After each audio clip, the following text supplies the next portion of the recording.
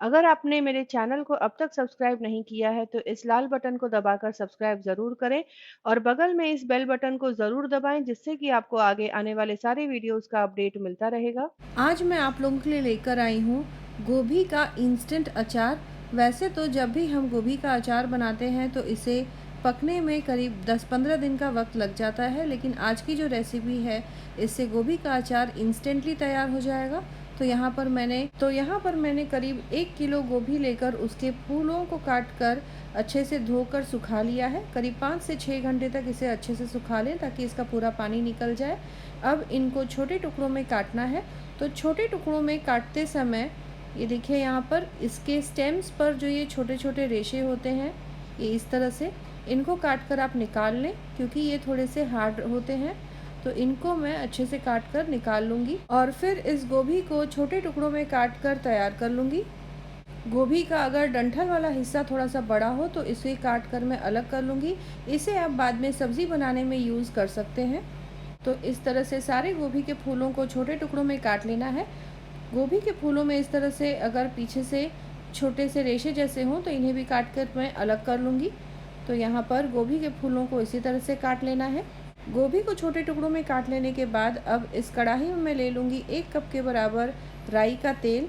राई के तेल में अचार बहुत ही टेस्टी बनता है। वैसे आप अपने पसंद का तेल यहाँ यूज़ कर सकते हैं।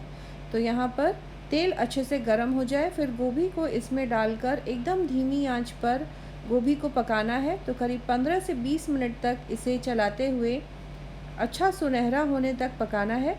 सुनहरा होने के साथ साथ गोभी थोड़े मुलायम से हो जाएंगे, थोड़े ट्रांसलूसेंट हो जाएंगे। तो इसीलिए इसे एकदम धीमी आंच पर ही पकाएं। धीमी आंच पर पकाने से गोभी ज़्यादा अच्छे से पकेगी।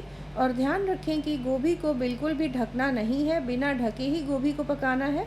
ढकने से गोभी का जो मॉइस्चर है वो अंदर ही अंदर पानी बनेगा और फिर हमारा जो अचार है वो ज़्यादा दिन तक नहीं टिकेगा। इस तरह से गोभी का अचार बनाकर आप आराम से 1 महीने तक स्टोर कर सकते हैं। गोभी का अचार अगर हो घर में तो सब्ज़ी अगर कोई ख़ास ना बनी हो तो भी हमारा जो खाना होता है बहुत ही टेस्टी लगेगा। इस अचार के साथ सब्ज़ी की कमी को पूरा करता है ये टेस्टी इंस्टेंट गोभी का अचार। तो यहाँ पर ये देखिए, गोभी हल्का हल्का सुनहरा होने लगा है। तो इसे बीच बीच में चलाते हुए लगातार भून लेना है। अचार भून लेने के बाद इस तरह से कुछ ट्रांसलूसेंट से और सॉफ्ट हो जाएंगे। अब इनको पूरी तरह ठंडा हो जाने के लिए छोड़ दें। पूरी तरह ठंडा हो जाए उसके बाद यहाँ पर एक फ्राइंग पैन में मैंने ले लिया है 1 टेबलस्पून के बराबर जीरा, 2 टेबलस्पून सौंफ ले लिया है। इनको हल्का सा भून लेना है। फिर यहाँ पर मैं डाल दूँगी 1 टीस्पून मेथी दाना और फिर यहाँ पर डाल देना है 1 टेबलस्पून कलौंजी के बीज। तो यहाँ पर मैं अचार का मसाला तैयार कर रही हूँ। इनको भून लेने के बाद यहाँ पर मैं डाल दूँगी 1.5 बड़े चम्मच के बराबर धनिया के बीज। इन मसालों को भून लेने के बाद आखिर में मैं डाल दूँगी 2 बड़े चम्मच पीली वाली सरसों, जो अचार में ख़ास तौर पे यूज़ की जाती है। और आखिर में इसमें डाल देना है 5 से 6 सूखी लाल मिर्च। तो अपने तीखे फ्लेवर के हिसाब से लाल मिर्च यहाँ आप यूज़ कर सकते हैं। तो जितना चटपटा आपको अचार बनाना हो उतना आप इसमें मिर्च डाल सकते हैं। यहाँ पर 5 से 6 लाल मिर्च काफ़ी है इस अचार को अच्छा सा तीखापन देने के लिए। तो यहाँ पर मसाला अच्छे से भुन गया है। तो ठंडा हो जाने के बाद इनको ग्राइंडर में डालकर दरदरा पीस लूँगी। बहुत ज़्यादा इसे बारीक नहीं करना है। तो यहाँ पर मसाले अच्छे से ठंडे हो जाएं, फिर इनको ब्लेंडर में डालकर अच्छे से पीस लें। मसाला पीस लेने के बाद अब यहाँ पर फ्राइंग पैन में फिर से मैं ले लूँगी आधा कप के बराबर राई का तेल। राई का तेल अच्छे से गर्म हो जाए फिर इसे थोड़ा सा ठंडा कर लूँगी, जिससे कि मसाले जलेंगे नहीं। तो यहाँ पर इसमें मैं डाल दूँगी 1 छोटा चम्मच हल्दी पाउडर और करीब 1.5 बड़ा चम्मच कश्मीरी लाल मिर्च पाउडर। तो हल्का सा भून जाने से इनका रंग बहुत अच्छा आएगा अचार में। ज़रा सा गरम मसाला डाल दिया है तो इससे अचार का फ्लेवर और भी थोड़ा एनहांस हो जाएगा। तो अब इस तेल को पूरी तरह ठंडा कर लेना है।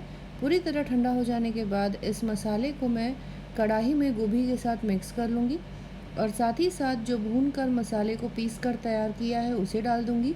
नमक डाल दूँगी स्वाद अनुसार और सारी चीज़ों को अच्छी तरीके से मिक्स कर लेना है। दूसरी तरफ मैंने करीब 15 से 18 लहसुन की कलियों को लिया है और करीब 1.5 इंच अदरक का टुकड़ा, इनको ग्रेट करके ले लिया है। तो इनको ब्लेंडर में डालकर बिना पानी डाले सूखा ही पीस लें। अचार में उसे भी डालकर अच्छी तरीके से मिक्स कर लेना है। लहसुन से और भी ज़्यादा अच्छा फ्लेवर आ जाता है अचार में। तो यहाँ पर आप देख सकते हैं मसालों को मैंने अच्छी तरीके से मिक्स कर लिया है। नमक भी डाल दूँगी स्वाद अनुसार।